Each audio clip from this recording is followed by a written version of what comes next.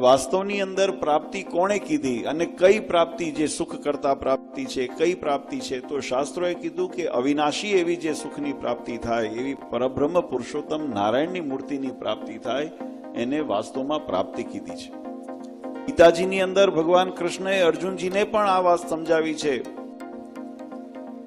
અર્જુનજીને જયારે મનમાં સંશય થયો કે ભગવાન આ તમે રાજી થાવ છો જીવાત્મા ઉપર, તો એને કેવી પ્રાપ્તિ કરાવો છો, કેવી ઉપલબ્ધિ કરાવો છો?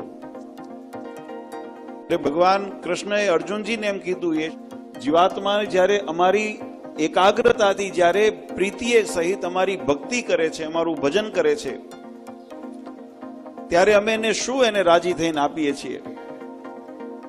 ત્યારે શાસ્ત્રોએ એમ કીધું, ભગવાન કૃષ્ણચંદ્ર એમ વચનામૃતની અંદર, ગીતાજીની અંદર બોલ્યા કે હે અર્જુન, અમે જેના ઉપર રાજી થઈએ છીએ ને એને અમે સદબુદ્ધિ અને એવો યોગ આપીએ છીએ.